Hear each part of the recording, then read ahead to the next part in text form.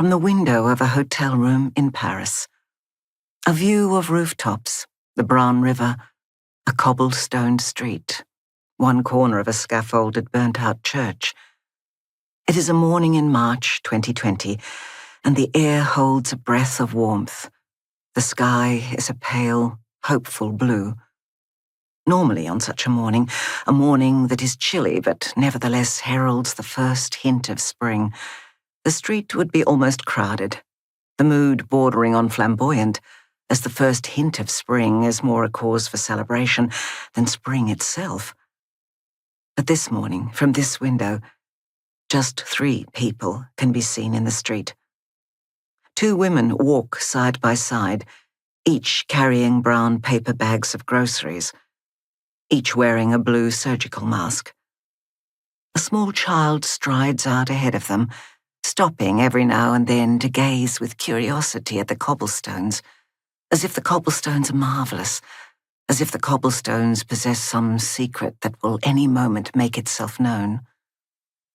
The window through which this scene is being viewed is tall and graceful, with a suggestion of something lacking, an almost imperceptible narrowness to the design that suggests, perhaps, that generosity must be tempered with humility. Its glass is clean, flawless, except for a crack running from the lower left corner towards the center. A crack that looks like a lightning bolt. Not the zigzag representation of a lightning bolt, but a real one. It has a real lightning bolt's meandering beauty and unwavering sense of purpose. The air inside the room is without a season. A temperature gauge hidden somewhere in the room or in the innards of the building itself ensures this. The chilly air from outside comes in through the crack in the window, just a little of it, seeking warmth. The neutral air from inside the room wafts out through the crack in the window, just a little of it, seeking adventure. In and out the air goes, in and out. There are 2 people in the room.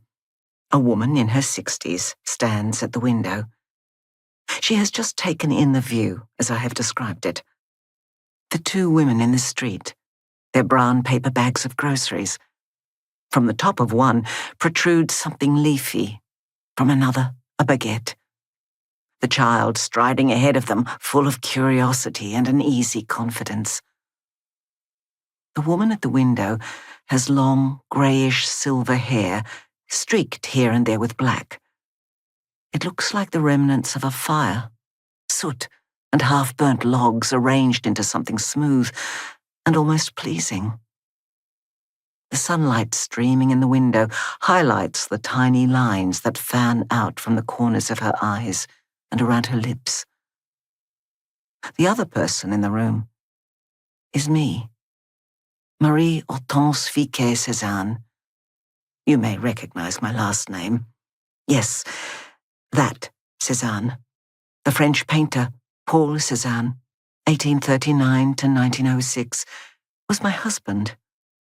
Arguably most famous for painting apples, he painted my portrait far more times than he ever painted apples. 29 times to be exact. It is March 2020, and I'm here, in this hotel, with the woman with the silver-black hair and the lined lips, in the city where I worked as a bookbinder and an artist's model over 100 years ago, where I met my husband and gave birth to our son, and where I spent back-breaking hours sitting for my husband as he painted my portrait, while the sky slid by through the window, blinking day, blinking night.